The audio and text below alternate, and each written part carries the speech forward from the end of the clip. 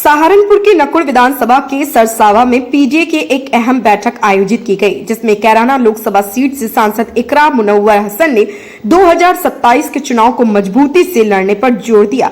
बैठक में संगठन को जमीनी स्तर पर मजबूत करने और आगामी चुनावों की रणनीति पर चर्चा हुई। पार्टी कार्यकर्ताओं को एकजुट होकर काम करने का संदेश दिया। हेलो, अपने सभी आपसी तकरारों को हमें भूलकर दरकिनार कर एक दूसरे का साथ देना है, क्योंकि बड़ी लड़ाई कभी जीती जा सकती है। अभी मुझे याद है 2022 में मेरी शुरुआत थी राजनीति की, तो मैं ज्यादा सीटों पर तो नहीं गई, लेकिन कई सीटों से यही चर्चाएं हासिल हुई कि एक दूसरे की मुखालफत में हमने वो सीटें भाजपा को दे दी। तो ये सबसे बड़ी, क्योंकि यहाँ सभी लोग पार्टी के हैं, परिवार के हैं, हमें आपस में ये भी चर्चाएं करनी चाहिए कि जो हमारे अंदर कमियां हैं, खामियां हैं, अगर सरकार नहीं बनेगी तो फायदा सिर्फ भाजपा का होगा। सरकार अगर बनती है और आपका मनपसंद व्यक्ति ना भी जीते तो भी आपका बहुत ही फायदा होगा। तो इसलिए इन बातों को हमें छोड़ना पड़ेगा कि मैं किसके गुट में हूं, किसके ग्रुप में हूं। ग्रुपबाजी नहीं चलेगी, सिर्फ पार्टीबाजी चलनी चाहिए। तो इसलिए आप सबसे मेरा आग्रह है, मैं भी प्रयास करूंगी। कल हम बुलंदशहर में प्रोग्राम करके आ रहे हैं और आगे भी जहां जहां पार्टी हमारी जिम्मेदारी लगाएगी, सब जगह हम समर्पित रूप से पार्टी की सरकार बनाने की सबसे पहले कोशिश करेंगे।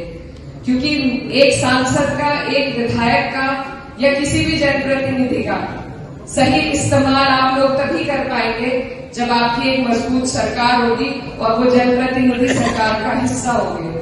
तो इसके लिए आप सबको हमें मेहनत की जरूरत है और जिस जिम्मेदारी के साथ मैं यही बार बार कहना चाहती हूँ, आपने लोकसभा का चुनाव लड़ाया, उसी जिम्मेदारी के साथ अगर हम 27 के चुनाव को लेकर चले तो मुझे पूरी उम्मीद है कि अपनी लोकसभा की हम 5 सीटें जिता देंगे और सरकार 27 में बना देंगे। तो आप सबका यहाँ आने का बहुत बहुत शुक्रिया। और मुझे बार बार कहा जा रहा है कि खाने का आपके लिए खाने पीने का इंतजाम है, वो लिए बिना आप ना जाइए। और आप सब यहाँ आए, आपका बहुत बहुत शुक्रिया। मैं ये भी बताना चाहती हूँ कि अब तक मैं सत्र में थी, कल बुलंदशहर का प्रोग्राम करके आए हैं। अब हमारा वही रूटीन, कल हम गंगो रहेंगे, परसों नकुड़ रहेंगे, फिर बुधवार को थाना भवन रहेंगे, फिर शामली और कैराना।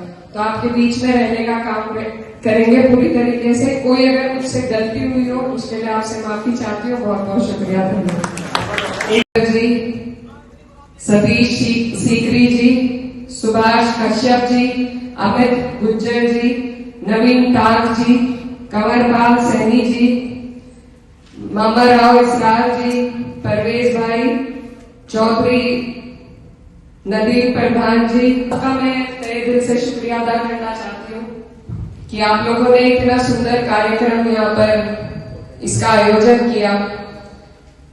और भीड़ की अगर बात करें तो जितने भी लोग सामने मौजूद हैं, सब एक विधानसभा क्या लोकसभा के आंकड़े बिगाड़ने की पूरी हिम्मत और ताकत रखते हैं। तो भीड़ की कमी नहीं है, हर एक व्यक्ति यहाँ बैठा हुआ अपने दम थम में कम से कम मैं कहूंगी 1000-2000 वोट तो प्रभावित कर ही सकते हो। और ज्यादा से ज्यादा भाजपा वाले समझ ही गए हैं कि आप लोग कितना अंतर दे सकते हैं। तो आप सब ने बूथ की जो जिम्मेदारी संभाली, मुझे जानकारी मिली कि हमारे बूथ पे जितने भी लोग रहे वो भी यहाँ सब मौजूद है। और मैं आपका तहे दिल से शुक्रिया अदा करना चाहती हूँ, जिस मजबूती और खूबसूरती के साथ हमने ये चुनाव लड़ा। और पूरी लोकसभा में सबसे बड़ी जीत अगर कहीं से मिली तो नकुड़ विधानसभा से मिली। इसके लिए आप सबको बहुत बहुत बधाई। ये चुनाव एक मिसाल है और मैं इसी से अपनी बात शुरू करना चाहती हूँ कि लोकसभा का जो चुनाव आपने पार्टी को, हमें सबको जिताने का काम किया है, वो अपने आप में एक मिसाल है। मुझे आज भी याद है कि जब हमारा गठबंधन लोकदल पार्टी से टूटा था तो सभी चिंता में आ गए थे कि चुनाव कैसे होगा, कैसे लड़ेंगे, कैसे जीतेंगे। लेकिन आप सबकी हिम्मत ने, आपके सहारे ने और जो लड़ाई आप लोगों ने बूथ स्तर पर लड़ी है, और जो लोगों को जोड़ने का अपने साथ काम किया है, उसी के दम पर हम ये चुनाव जीत पाए। तो बहुत सारी चीजों की सबक हम अपने इस चुनाव से ही ले सकते हैं कि ईमानदारी से करी गई मेहनत और सबको साथ जोड़कर अगर चला जाए तो कोई भी चुनाव मुश्किल नहीं है। मैं ये मानती हूं कि पश्चिम की सीटों में हमारी सीट शायद सबसे मुश्किल होगी या लगभग कई मुश्किल सीटों में हमारी सीट आती है, लेकिन जिस खूबसूरती के साथ आप लोगों ने मिलजुल कर इस मुश्किल रास्ते को आसान किया, उसी को हमें आगे ले जाकर के चलना है। हमारे बड़ों ने सभी ने आपको सारी बातें बताई और जो परेशानी आप लोग रोजमर्रा के जीवन में झेल रहे हैं, आप अच्छी तरीके से जानते हैं। 10 साल से सरकार भाजपा की चल रही है, केंद्र में भी और राज्य में भी। ये सरकार गरीबों की हितैषी नहीं है, ये सिर्फ पूंजीपतियों की सरकार है।